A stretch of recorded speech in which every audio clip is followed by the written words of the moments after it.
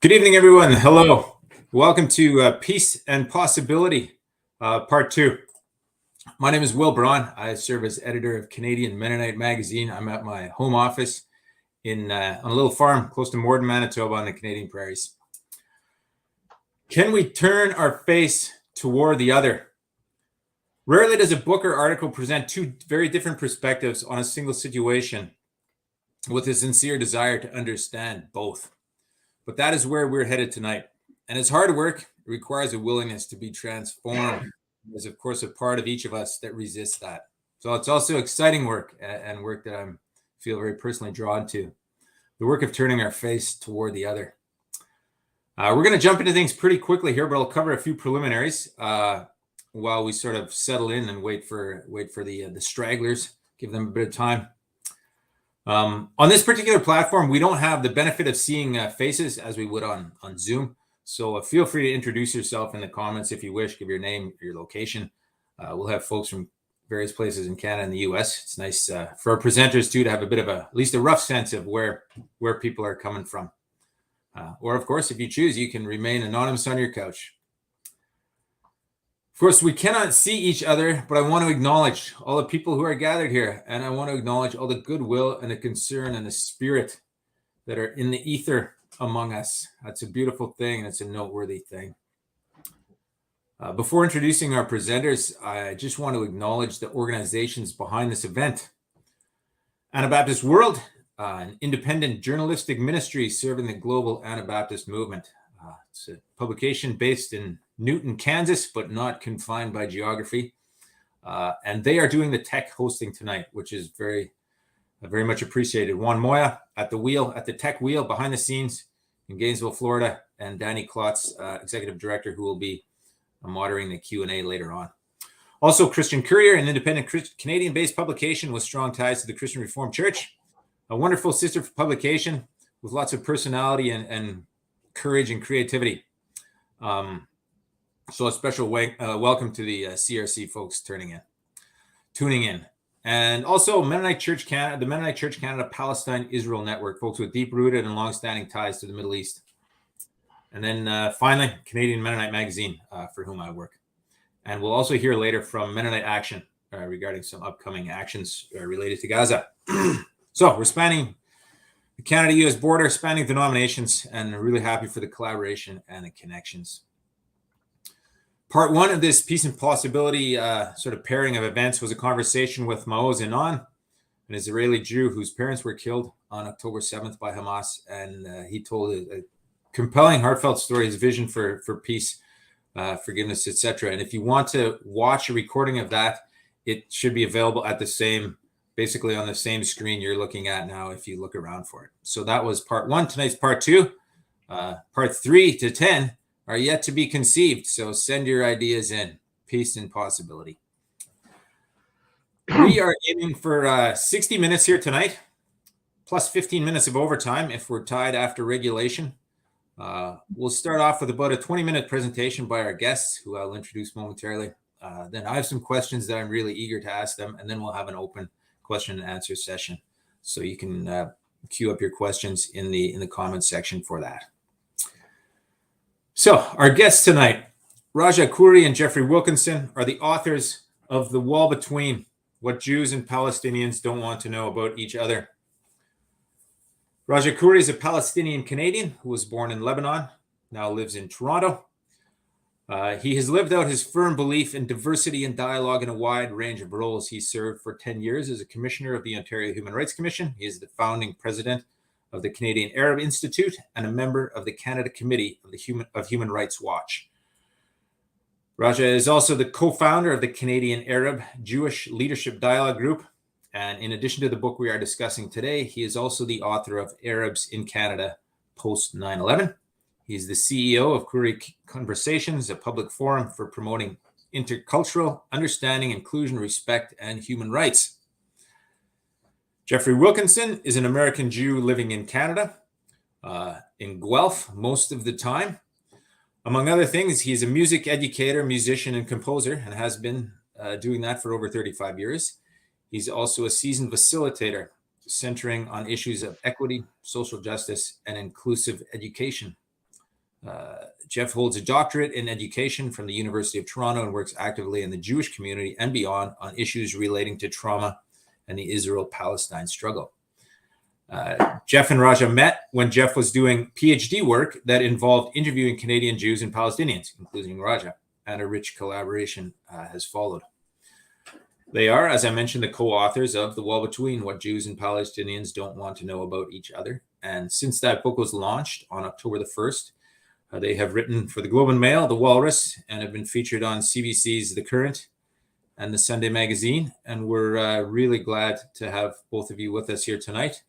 Welcome. The screen is yours, as it were. Thank you. Thank you. Well, we appreciate the invitation to be with you tonight. And I love the title you've chosen, Peace and Possibility. This is the, kind of stuff that keeps us going. Looking at possibilities for peace, respect for each other, inclusion of each other.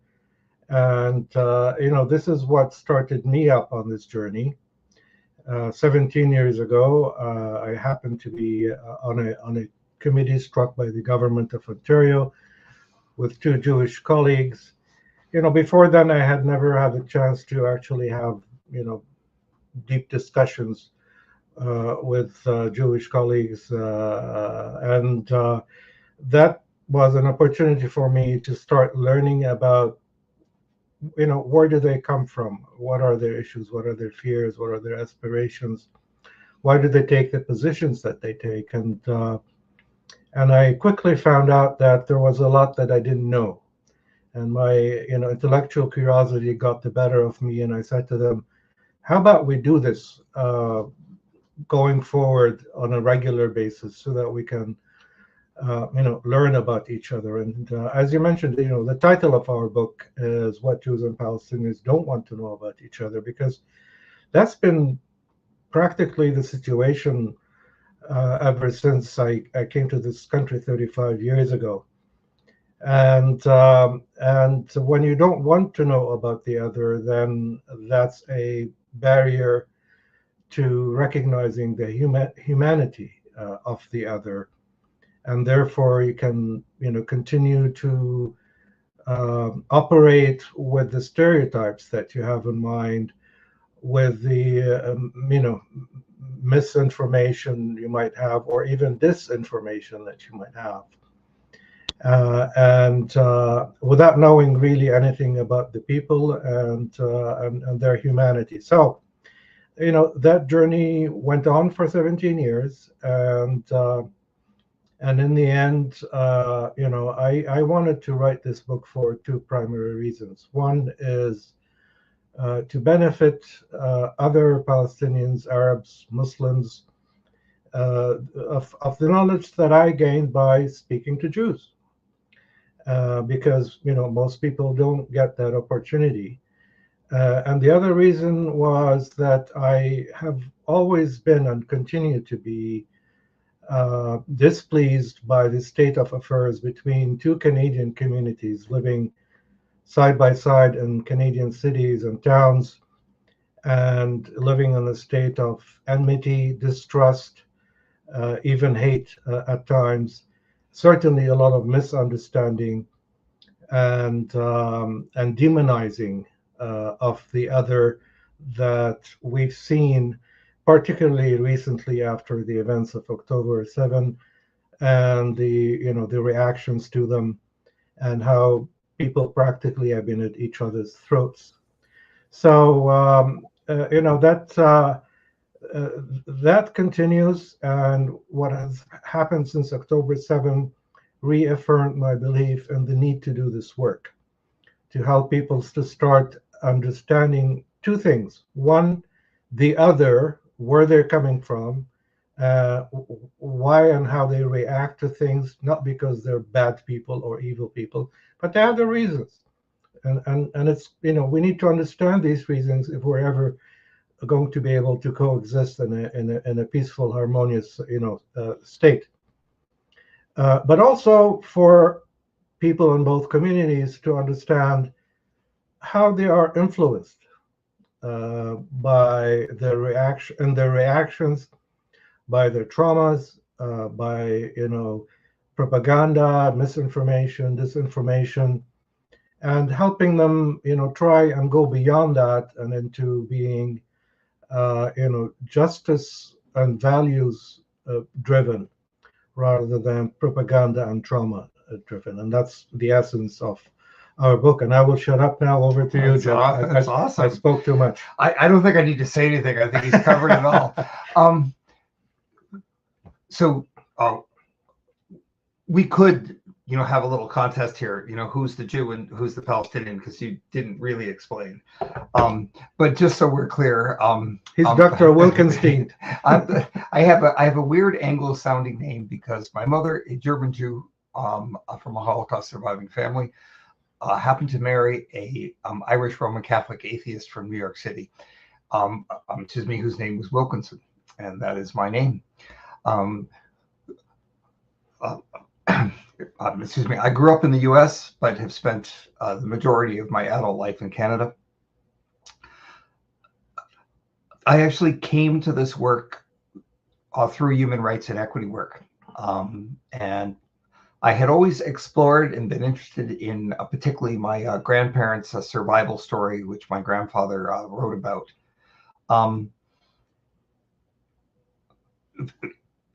It always felt very important to me to understand the Holocaust, my own sort of family history, a traumatic history. But I also, at some point, became curious about the stories that I didn't know. After I started my doctoral program, I saw myself as a very sort of evolved, a human rights provocateur, but I actually realized that I knew very little about the Palestinian story. I knew the redemption story of Israel. I certainly had for a long time concerns that there were this other people that were not treated correctly, but I really didn't know very much until exactly like Raja started talking to Jews, I started talking to Palestinians, which I hadn't had experience to do. And in my doctoral research, I talked to a lot of them, and I interviewed them. I listened to their family. It's been a long day. The family stories that came out of the Nakba, the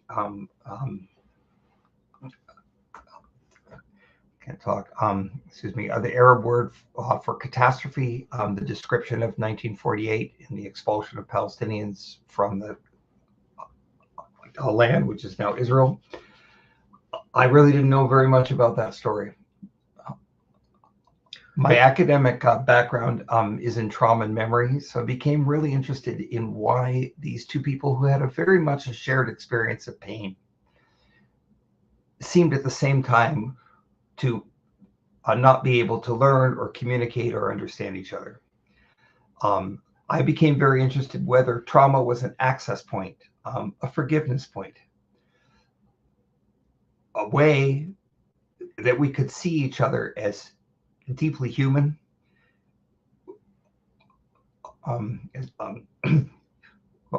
to shift our focus from who is right to what is right.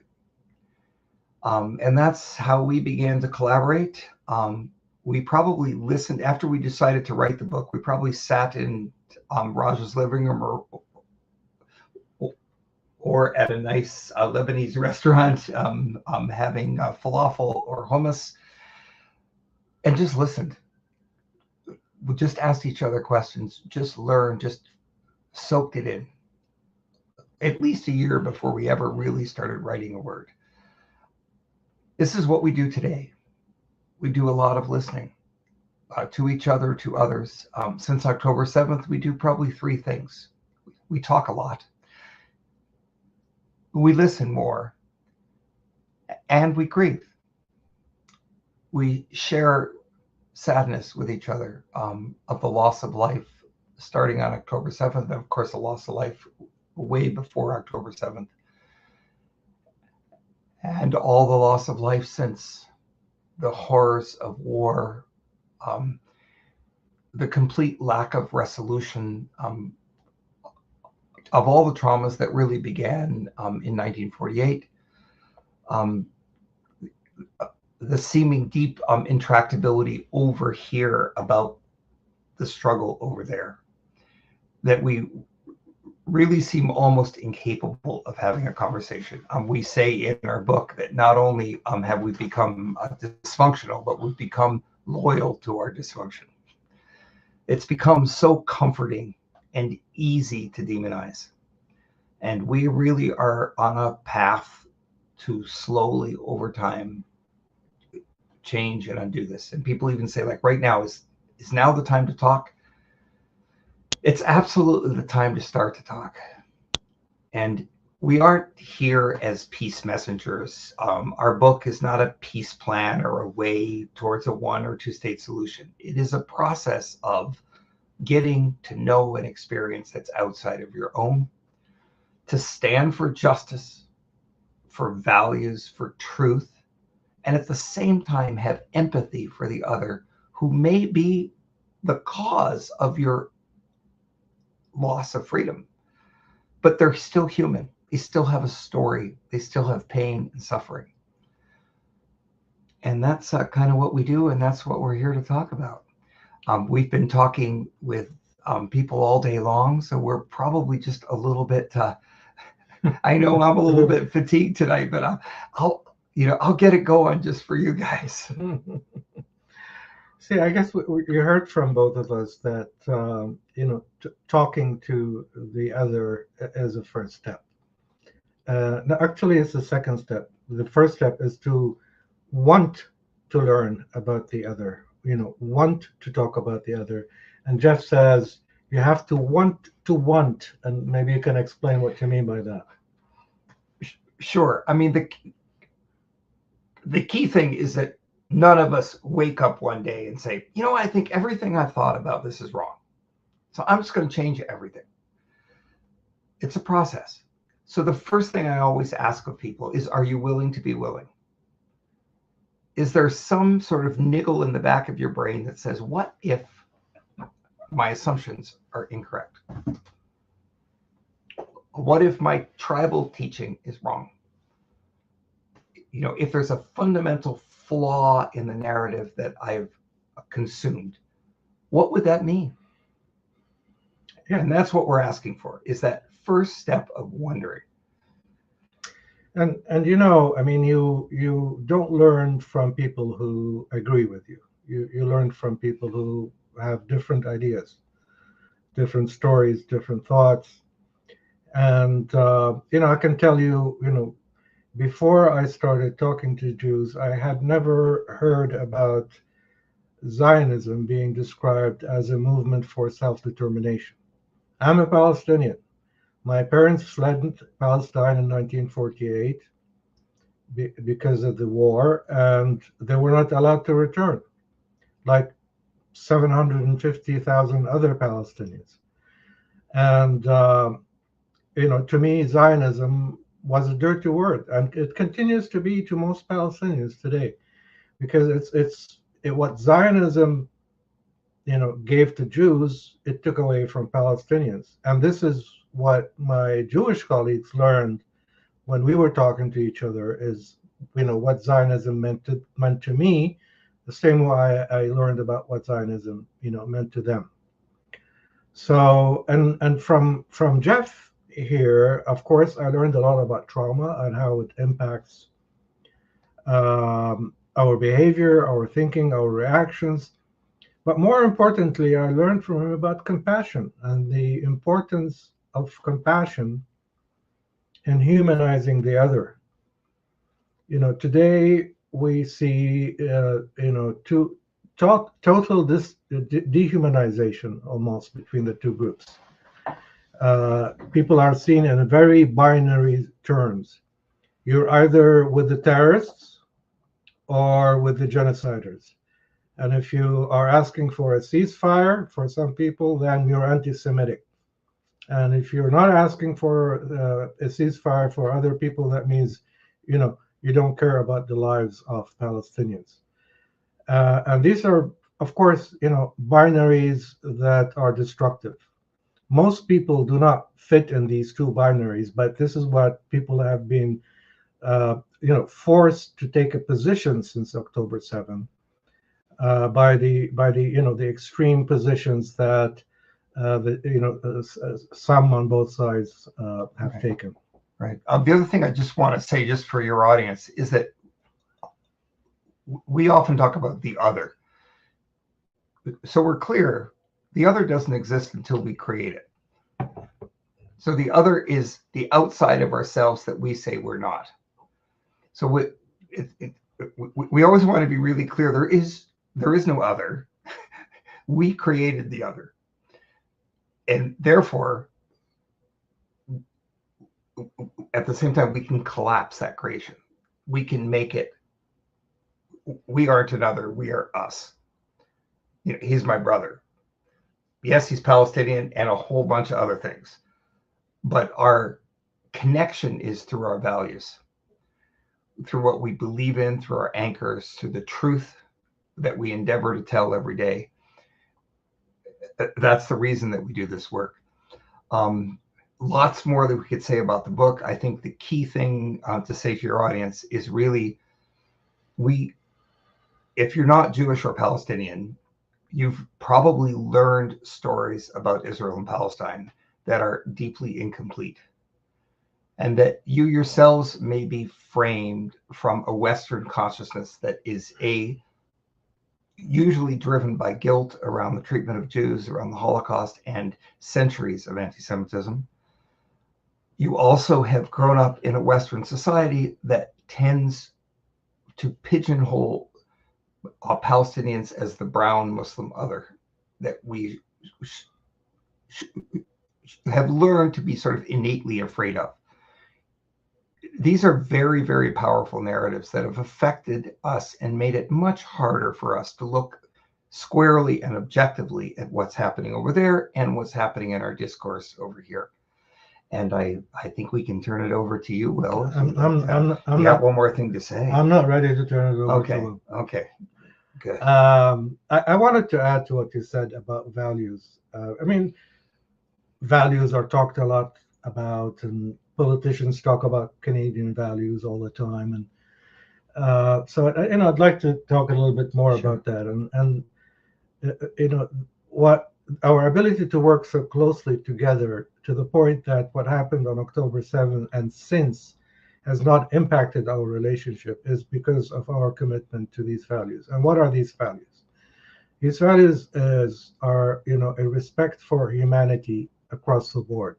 These values are about intellectual honesty and standing on the issues in a principled, values-driven way, regardless of how it may look, your tribe look like. And we when we talk about what has happened, and every day, of course, there's something happened, and we talk about it. And we almost never have this agreement. Now, sometimes we might have some questions. Oh, what does that mean? What why are they saying that? And do Jews always do this, or why do Palestinians say that? And then we discuss it and we talk about it. But we're never dishonest in our approach and our view and analysis of the things that are happening. And then I learned that it was Jeff's Jewish values that drive him to have these are his Jewish values that he's practicing, that he believes in, and they are the same as my values. So I started liking Judaism. If that's what Judaism does, I'm all for it. So now I'm ready to turn it over to Will.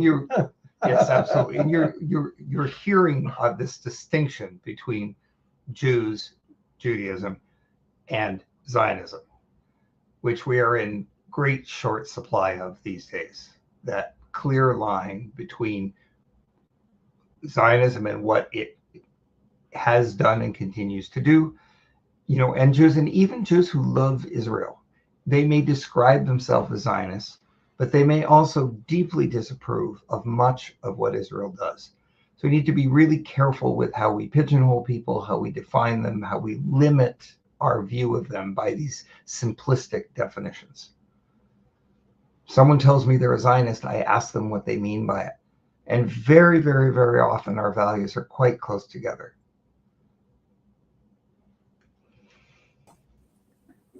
Thank you to both of you. I want to come back to I have a question about the sort of your work being rooted in Judaism. I want to give a wee little plug for the book, just to say that the way I would describe it is that you go through, you discuss things like anti-Semitism, Zionism, the Holocaust, the Nakba, and sort of explain how, well, not more than sort of, you do examine how it's viewed from the two different perspectives. And I found that very, very helpful, both in terms of learning about that situation and in terms of a model of how to look at a polarized situation. Right. I wanted to ask a question about urgency. Like in the current situation, there's such a sense of, we must destroy Hamas now. There must be a ceasefire now. There's such an immediacy with all the great tragedy that's going on.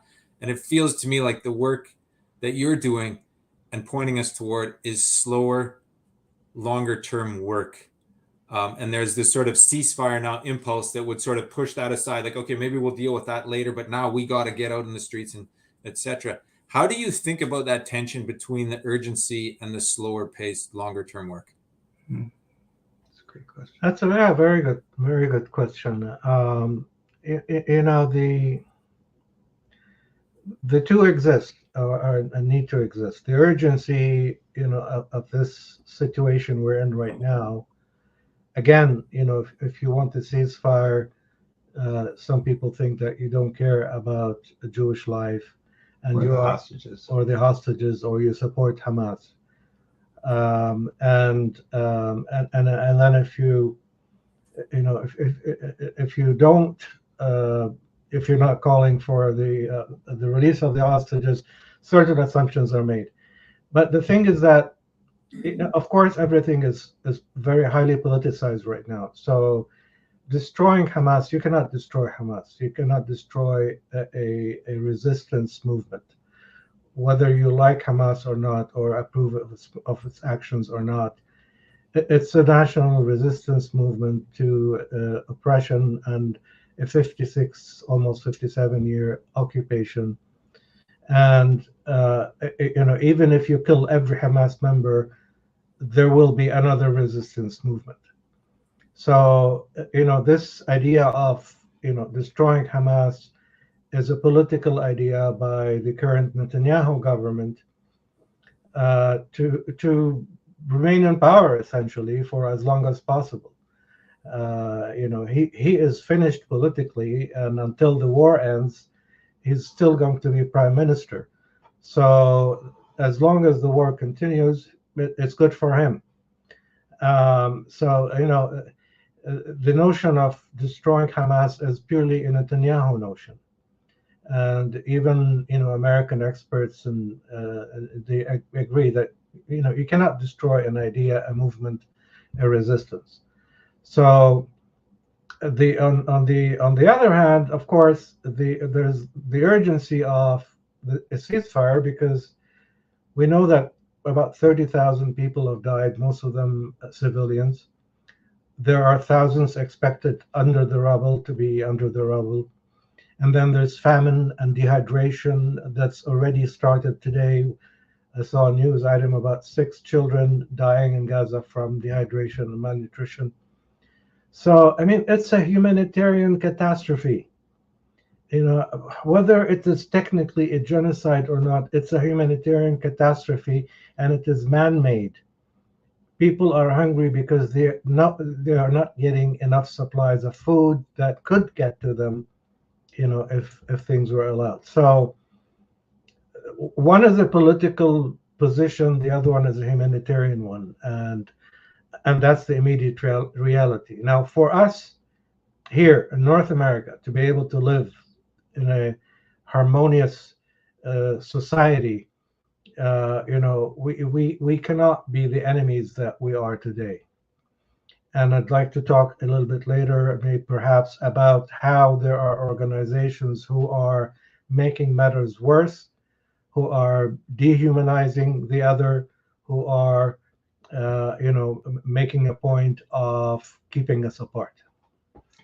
Absolutely. I'm going to say that I think you got to do both. And remember that our prime concern is over here in Canada and the US. So, I could say for me personally, I every day reach out to members of the Jewish community to ask them what we can align on. So if I'm asking them to align on a ceasefire to stop the starvation of children, I'm trying to center our values together. In order to do that, I have to do this work, Will, that you're defining as slow. I have to listen to the fear of my Jewish colleague who says, well, if we just leave it as it is, we have a ceasefire, we leave Hamas alone, they're just going to do it again. I'm going to lose family and friends again. I'm going to live in fear the rest of my life. So I can't ask him or her to join me in my Jewish-driven value of tikkun olam, of teshuvah, of healing, of charity. I can't ask them to do that if I'm not willing to take however days, minutes, hours it takes to hear their fear, to hear their trauma. So we are doing both works at the same time. Now, the audience, I think your listeners very likely feel the urgency that we feel. And we certainly believe in political activism. We believe in speaking to your representatives. Here in Canada and the US, our governments in their own ways are complicit. And they speak for us because they're our elected officials. And if they're not speaking to your values, you need to let them know.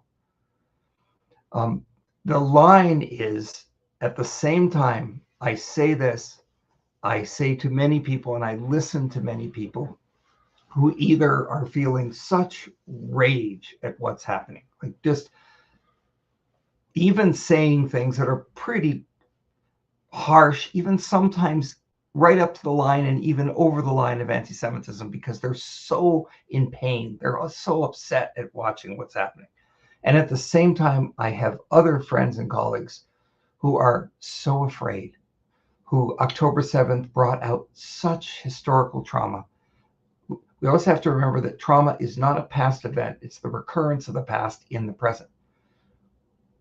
Trauma is about memory. Memory is a present occurrence. Trauma is the event in the past, but the pain that we're experiencing right now is right now. So we have to be able to talk about right now, about how people feel, about their worries, about their fears. If we're going to propel them to be more active, to be more value-driven, we have to value where they're coming from. I wonder if I could ask a question about power imbalance, asymmetry, which you do talk about in the book. I suppose some people, and I know there's a difference, right, between the diaspora and what's going on in the Middle East to some extent. How do you think about the difference between, I mean, it's one thing to see two people sitting in a house in Toronto getting along. And how do you think about the relationship between building those connections here in Canada and power imbalance in Israel, Palestine? Well, the power imbalance is here too.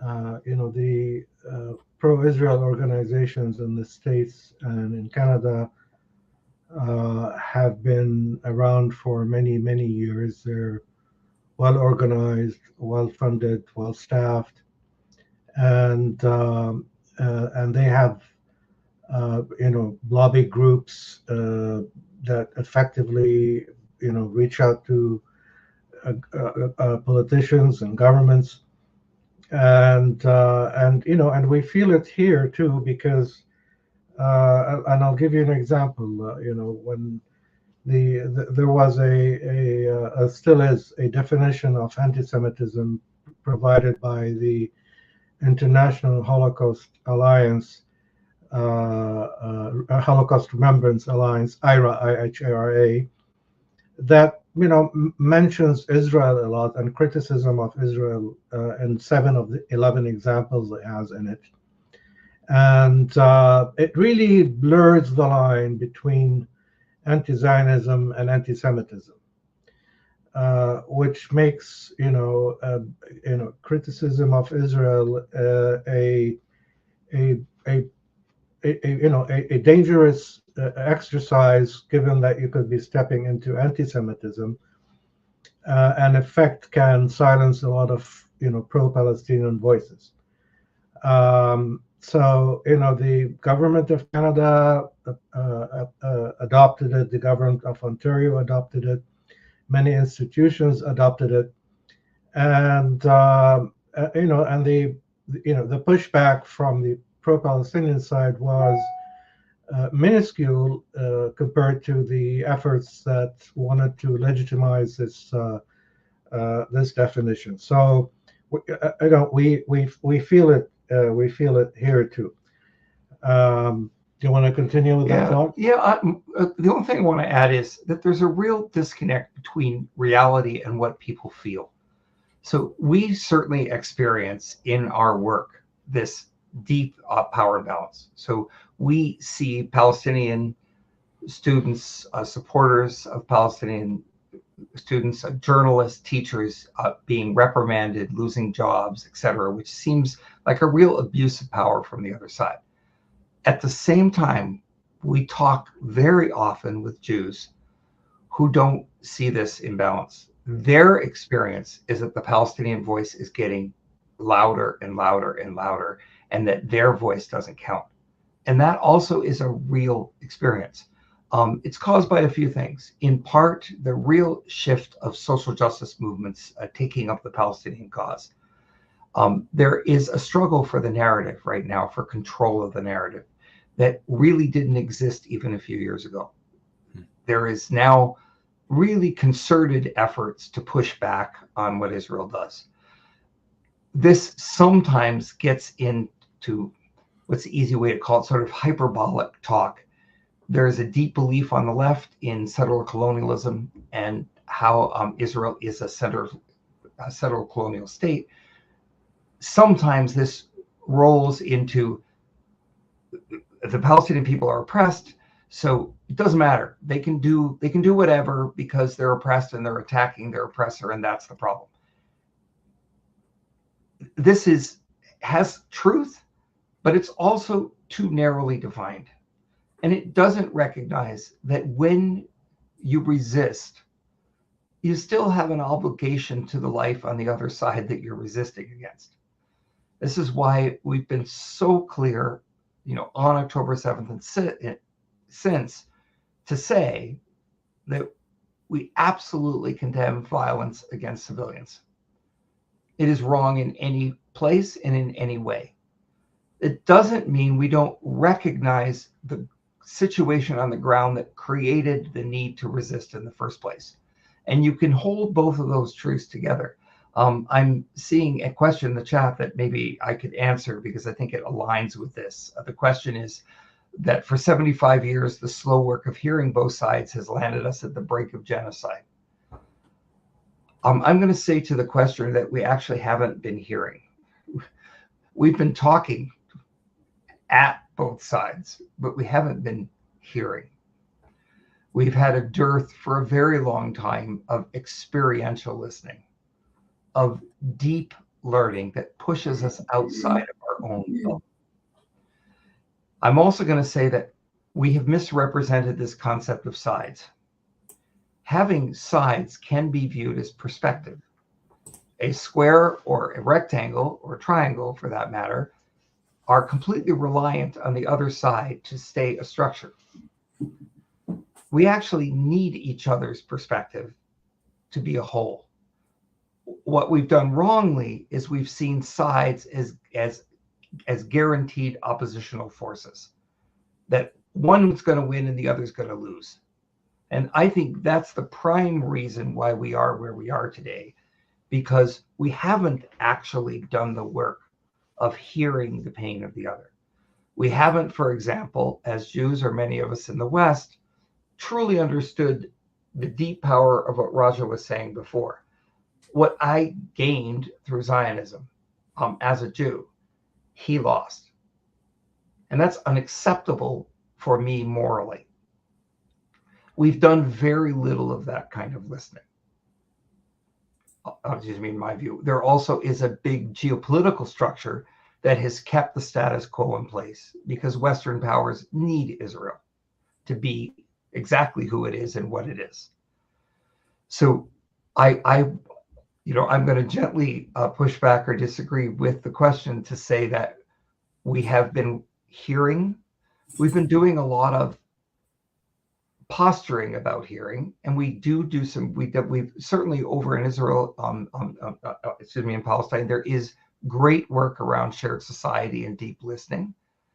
But in our actual function, we haven't done the listening that creates change. It hasn't been transformative listening. And what we need now is transformative listening. And in our view, the only way to get there is to be justice-centered, to look at what's right, what is dignified. How do we create true safety for Jews without taking it from somebody else? Are you seeing progress within Canada? Yeah, I mean, I'd leave it at that. Especially, is there openness? I mean, and obviously, this is probably the hardest time to ask that, right? Like when things took a huge lurch backward. The answer is yes. I often like to remind Palestinians that the best defenders of Palestinian rights in North America have been Jewish. If you look at Chomsky, Beinart, Jewish Voices for Peace, Independent Jewish Voices, they've been carrying the torch of justice for Palestinians for a long time, and their numbers have been increasing exponentially in recent years. That's one of the things that gives us hope. And the younger generation of Jews in particular, and in the U.S., it's more so, are 2 generations removed from the Holocaust. They are not as influenced by trauma and fear as their parents and grandparents were, and and they are. Typically, historically, Jews have always been defenders of civil rights, human rights, and they're being removed from, more removed from the trauma of the Holocaust. They're able to be more driven by, the values of justice and equality and freedom for all. That's certainly, a major source of, hope for me. And and as Jeff said, the Palestinian story is only now beginning to be heard in North America, 75 years after the fact. And, the Nakba is an unknown word to most Canadians and Americans, but more people are beginning to hear it and learn about it and recognize that the Nakba is the Palestinians' own sort of meta-narrative. It's their own, basis of oppression. It started then. It hasn't been recognized. It hasn't been rectified, and it continues to exist in their minds, the same way that the trauma of the Holocaust continues to exist in Jewish minds, in many Jewish minds. I see some comments and questions in the comments section there in the chat. I wonder if I could ask each of you specifically one question, and then we'll move on to those, and Danny can help us go through those. Most of the book is written from a joint, for those who haven't read it, from a joint voice, like a single voice, the two of you together, which is powerful. And then at the end, there's a little bit that each of you write personally. And maybe I'll start, Jeff, with you, and this goes back to some of your comments earlier. You say at the end there, "To include the other has always been the Jewish way," end quote. And I wonder if you can say a little bit more about how you situate this work within the Jewish faith and tradition? Sure. So the most frequently singly mentioned word in the Torah, outside of course God, is the stranger. It is absolutely, completely integral to Jewish teaching that we have been very much a nomadic people that have traveled, usually from expulsion, through suffering, through the destruction of the first and then second temple. And our duty has been always to care for the other, for the stranger, for the poor, for anyone who doesn't have the same privileges we have. This concept of Zionism and of having land is in many ways antithetical to historical Jewish teaching. There's a Hebrew term called gulut, which means exile, basically. And many Jewish scholars believe that it is actually part of our Jewish duty to live side by side with the people that we have been exiled with. The project of land is a relatively, in the span of Jewish history, Zionism is a little over 120 years old. It is a relatively new project. For lots and lots of reasons, many of them very, very understandable, it has become almost inseparable from mainstream Judaism. So I really want to say to my tribe, and I did this at the end of the book, that I don't want us to continue to think that Zionism is a de facto position. And even if you define as a Zionism, to be a Zionist, to be careful about what you mean by it and its effect on others. On even the word of saying I'm a Zionist, how does that impact or feel for Raja or other Palestinians? So I think the key part is, for me, I'm anchored in the belief that when you go against the fabric of Judaism, which for me is the Exodus story, because we were slaves and now are free, our duty is to promote freedom everywhere.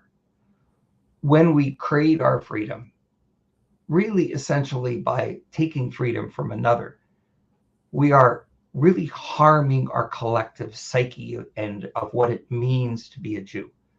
And of course, there are complex reasons, understandable trauma reasons for this, but I really encourage all of my tribe to rethink what it means to be Jewish and whether this fear and defense of self is in the end going to lead us to the quote unquote promised land that we hope for. What's there not to like, eh? Oh, there's a cute thing. Raja, at the end of the book, you say, and I'll read this sentence, I must admit I wince every time I hear the word Israel, end quote. And then you refer to peace within. And I'm wondering, in your own personal journey since October 7th, your own sentiments toward Israel, what has that journey looked like for you in the past few months? You see, the reason why the word Israel, I wince every time I hear it, it's because my meta-narrative is 1948. What happened, the Nakba hasn't been recognized by the West, hasn't recognized by Israel, and by many Jews who, continue to live by the trope that had the Arabs accepted the partition plan of Palestine in 1948, we wouldn't be here today. And people say that as if they know it, as if anyone knows, what would have happened had they accepted the partition plan. I mean, there could have been war within 2 weeks after that. But that's a way to remove the responsibility and the guilt from you and essentially blame the victim. So because of that history and the fact that the Nakba hasn't really stopped, I mean, the loss, the dispossession of Palestinian land, it continues to this day through, these settlements and the Judaization of East Jerusalem, and so on and so forth. And then we see people in Gaza being pushed from the north to the south, and then they go to the east, and then to the west, and then being bombed. And that's exactly what happened in 1948. So the Nakba for Palestinians continues. So their trauma is continuing to develop as a trauma, whereas Jewish trauma is from an event that happened more than 75 years ago with the Holocaust. I'm not equating the Nakba with the Holocaust, but I'm saying there's trauma in each case that influences people's behaviors and reactions to things. So to me, every time I hear Israel, I remember that this land was mine. I the other day I was watching an Israeli series on Netflix and showing scenes from Java and other areas around there in Israel, and I was looking at it and thinking, this is supposed to be mine. So the word Israel continues. It immediately reminds me of my loss, and that's why I wince. And I often remind Raja that it's really important to remember that, yes, one could look at the Holocaust being a long time ago and that the Nakba continues. But certainly for Jews, and in many ways for the Western psyche, the Holocaust has not ended. That the fear of anti-Semitism, which certainly spikes every time there is a rise in action in Israel-Palestine, is real. And I do think it's really important, to remember when we speak, for example, with Jews, we'll often hear this palpable fear. Can I send my kid to school? I don't know if I can show up at university because somebody's going to yell at me because they're going to assume I'm a Zionist. These fears are really profound. And we have become, I'll call it out, certainly on the left as well, we've become too narrow in our thinking and in our language. When we brush everyone with the same paint, because you have a deep family history and compassion and experience with Israel, does not mean that you have no care or love for Palestinians as people or for the devastation in Gaza. But the feeling out there is that you are all of this or all of that. And this is true on both participants. And I think it's incumbent on all of us who are here tonight, even if, for example, like the two of us, horrified at the things that are happening in Gaza, are very, very, very upset and find no justification for the bombing and killing of civilians. We still have deep compassion for the fear, for the palpable fear of many here. And I don't spend a lot of time judging whether they should be afraid or not. They are. This was one of the first things I learned in my dialogue with Jews, is that their fear is real. And there are groups, lobby groups, advocacy groups who use that fear and try to emphasize it, stoke it, to keep people inside the tribe towing the party line. And it's good for business because then they are loyal to these organizations and continue to fund them. But that's hurting the community. It hurts the community to be living in fear the way it does. I see some questions. Do you want to? Someone want to ask a question? Danny, do you want to step in and take us through some of those? I'm not very good at listening and reading at the same time. Yeah, me neither. I do. Please bear with me. I hope my connection is okay. I'm Danny, and I have been in the background here. I don't know if you guys have noticed me. I've been shaking my, I realize I'm not on this big screen, but it's been such a pleasure to be with you guys tonight. I thank you, Jeff, for already addressing Joanna's earlier comment. And there's a few others here that I am happy to read and would love to hear both of your perspectives on. From Laura, she's asking, I'm wondering if you can be specific about the things that neither side wants to hear about the other. What they don't want to hear about the other. Right. Well, a friend was here the other day. She's neither Palestinian or Jewish, and she saw the book and she didn't know about it. She read the title, What Jews and Palestinians Don't Want to Know About Each Other. And she surprised me when she immediately reacted by, yeah, well, of course. And I said, well, what do you mean, well, of course? And she said, once you start learning about the other, you have to start compromising. And what that means is that the other is no longer a stereotype of a monolith of a group of people who are bad. You start to humanize the other and realize that they're human beings like you with similar needs and wants and aspirations and so on. And therefore, you cannot dismiss them. You cannot just say, take a binary position of I'm good, they're bad. And so in that sense, information about the other can be dangerous. Dangerous in the sense that it's going to force me to change my position, to change the paradigm that I believe in, to re-examine my narrative. And it's a lot more comfortable if you don't have to do that. Mm-hmm.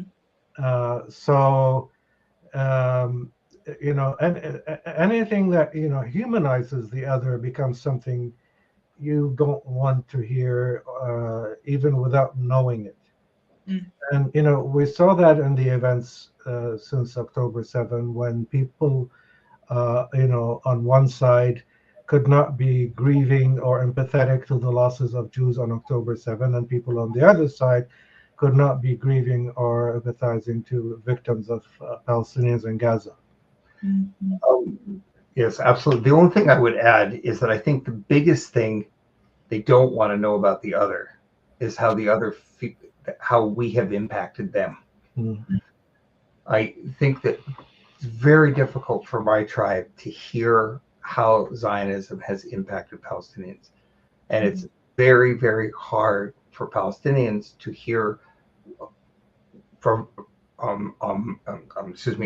Jews of how Palestinian resistance has created fear in them, how Palestinian resistance makes them feel that they're under attack, that they're not safe. I don't think we want to hear how we affect each other. Mm-hmm. And you have to question it when you see, and this is a real story, a student in an Ottawa school, a Jewish student, saw a Palestinian student wearing a T-shirt that said Free Palestine and felt threatened. Mm. Why would a Jewish kid in Ottawa feel threatened by the notion of a free Palestine? But these are the narratives that people live in and are trapped in. Right. Yes, thank you. Thank you both. The next question we have is from John, and he asks, is it fair to say that the Holocaust was committed by Europeans and should not be imposed on the present Middle East dynamic? Okay, so I'm going to try to tackle that one. It's a very important question, and I'm going to answer it in two ways. Of course, Palestinians are not responsible for the events of the Holocaust. And on a traumatic level, the resistance of Palestinians feels similarly to what they faced in Germany because it still feels like an existential threat. So logically, Palestinians are not responsible in any way, shape, or form. And it was a common theme. I've heard many times in my research and other places where Palestinians, would say to a Jew on the other side of the table, after what was done to you, how could you do this to us? Which is really, really tough for a Jew to hear. Believe me, it's life altering, and really tends to be resisted with everything in their power. But it is really important to understand that my tribe, the Jewish tribe, is going through a collective moment of trauma in dealing with being both victim and victimizer. And it has caused sort of, I would suggest, a schism in the traumatized brain where you don't know how to deal with the two at the same time. So like John's question, it's very logical to say that Palestinians had nothing to do with the Holocaust, so why should they pay the price for it? But life just isn't like that. So the experience and feeling for many Jews is that the resistance of Palestinians, and certainly being in the middle of a large Arab presence around them, even though really logically speaking, that hasn't been the same threat for probably 40 years because of peace treaties between Arab countries, it still is an emotional feeling that what happened once could happen again. And this is how trauma works and victimhood works. Because it happened, it likely will again. And I mean, clearly it's true that the Palestinians had nothing to do with the Holocaust. But in my experience talking to many Jews over the years, they have been, to some extent at least, shielded by a narrative that said we had nowhere else to go, which is true. Canada, U.S., nobody wanted Jews at the time during the Second World War, and they had nowhere else to go. Two is that if the partition plan was accepted, as I mentioned earlier, Palestinians would have had their state, we would have had our state, and the story, no problem. And then three, Israel doesn't have a partner for peace. So these are this is the narrative that in shielding most Jews from really understanding the impact of of Zionism and the creation of Israel and Palestinians, that continues to this day. Now, progressive Zionists would say we are for a two-state solution. We want Palestinians to have their own state on the West Bank and Gaza. And some people are even accepting that East Jerusalem can be, part of the Palestinian state. But they don't realize that the problem did not start in 1967 when these areas were occupied. That the problem started in 1948, and that has to be recognized for Palestinians to be able to move on from that stage. And then, there's a lot of evidence today that with all the settlements that have been built in the West Bank, it's really going to be very, very hard. It's like a Swiss cheese. The other day I heard an Israeli person describe it. How do you create a state, a Palestinian state with all of these settlements there? So, is talk of a two-state solution, comparable to thoughts and prayers when there are mass murders in the United States? All politicians say, thoughts and prayers with the families, and then of course nothing changes. So this Palestinians have lost faith in a two-state solution a long time ago. So what is the political solution here? That remains to be seen. Right. Wow. Thank you both. Very, very insightful and I'm so grateful to be here with both of you today. That was the last question that was in the chat. So I'll hand it back over to you, Will. And should we? We're just going to put our website in the chat. So if you wanted to purchase the book, you can go there. If we can do it, are we able to do it? I'm trying. Join the chat. It wants to go to YouTube. Why does it want to go to YouTube? Whoa. We can also, well, yeah, thewallbetween.org, right? There you go. There you go. Put it in the chat, please. I'll go ahead and put that in there for everyone. Great, thanks. Thanks, Danny. Um, I've got a long list of questions here yet, but we're not going to go through them all. But I wonder if I could. We have a few minutes. Do you have energy for another question? Of course, anything for you, Will. It would be awkward for you to say no at this point. I recognize that. Just like a wee bit of background on this. So after Canadian Mennonite, we reprinted an article that Jeff and Raja had written for The Walrus. And in that same article, we had interviews with two people from a major Jewish advocacy organization. And Jeff called to discuss that and express some reservations, a call that I certainly appreciated. So more generally, in doing depolarization work, it involves some messy conversations, and sometimes it involves talking to people who, in this case, who my friends would consider dangerous. Those are dangerous voices. You shouldn't put them out in the public. They're going to cause harm. But how do we cross the lines without talking to, people who would be considered dangerous? And obviously, there's a difference between having private conversations and having, putting something in print out publicly. Can you say a little bit about how you think about those factors of where to draw the line, in which voices get included, who to talk to, etc.? Well, I'll start. I think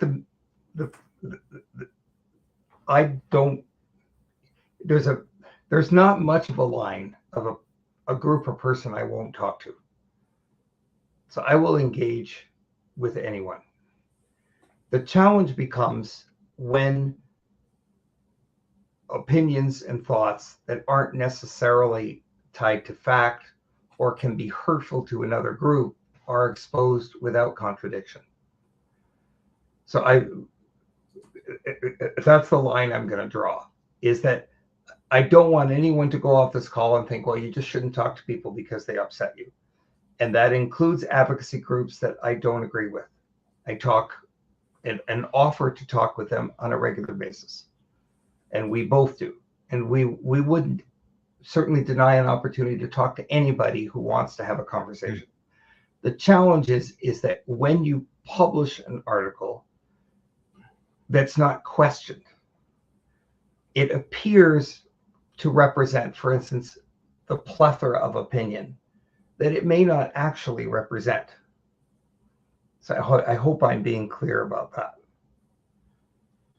Sure. Yes. Thank you. I thought someone is asking about from the river to the sea and what it means. I think that's an important, question. It's like Zionism. It means different things to different people. From the river to the sea, to me, refers to 1948, when, from the river to the sea, and the river is the Jordan River and the sea is the Mediterranean Sea. So the land in between is historic Palestine. And, since then, we have Palestinians living as citizens of Israel without equal rights to Jewish citizens. We have Palestinians living under occupation in the West Bank and in East Jerusalem. And we have Palestinians living in Gaza for the last 16 years under blockade and then, bombed to smithereens since October 7. Palestinians in the historic Palestine, everywhere in it, are not completely free, don't have equal rights, and don't have equal rights in Israel, have very few rights in the West Bank, and zero rights in Gaza. So it's freedom for all of these Palestinians to live in peace, to have opportunity, and to have respect, and and equal rights to what Jews in Israel today have. That's what it means to me. And that's certainly the plethora of people we talk to. That's what it means. But we can't say that every single person who says that chant doesn't mean, that they want the Jews to leave. I think the thing that's really important, I've heard from a scholar we both respect very much, that the part that's not talked about is the part after, from the river to the sea, which is Palestine will be free. And that is this central part of the chant, that Palestinians will live with equal rights and freedoms, not under occupation. And I think that's the thrust of the quote. And at the same time, we're not denying, as I've said several times tonight, that for many Jews, they go out on the streets of Toronto and see, people chanting from the river to the sea, Palestine will be free. They literally see them being thrown into the Mediterranean Sea. This is the experience of Jewish trauma and how they feel. And I honor and respect it. This is why we need to know each other. Because we get to say, a Jew gets to say, do you know how hurt I feel when you make that comment? And a Palestinian gets to say, do you know what I mean by that comment? And you have a chance to re-narrate your positions. Thank you. Now the questions are coming. That was like 2 minutes left, and we simply won't be able to get to those, unfortunately. Though I acknowledge the people who have written them in. I did say we'd leave a couple minutes at the end here for Sam Raymer from Mennonite Action, which is a group that has sort of taken the lead in terms of harnessing the energies within the Mennonite community on this, and they've been organizing everything. So, Sam, do you want to take a bit of time just to tell people what's coming up, and then we'll wrap things up after that? Yeah, I'll try and keep it brief. First, thank you, Raja and Jeff, for this important conversation, especially now. And I'm excited to read the book once it arrives in the mail. I just ordered it. So thank you again. And thank you, Will, for putting this event together and allowing me to say a few brief words about Mennonite Action. For those who joined the previous event with Maoz, this will be a quick repeat of information, what I mentioned on the last call. Mennonite Action is a movement of Mennonites bonded by a common belief that we must be public about our peace values. We believe that Mennonites have a responsibility to use our voices as powerfully as possible for the cause of peace and justice. We strive to follow Christ's example in the way of peace, doing justice, and bring reconciliation in the face of violence and warfare. Over the past few months, we've been taking public action as Mennonites to demand a permanent ceasefire as a way to protect millions of innocent people and as the start of a journey towards lasting peace between Palestinians and Israelis. We are hosting a bi-national week of action during the week of March 25th with the theme of Send Aid, Not Bombs. For those actions, we encourage groups to make physical symbols of aid, such as quilt squares, to deliver to their representative. Here in Canada, we aim to host actions across the country, including in Ottawa.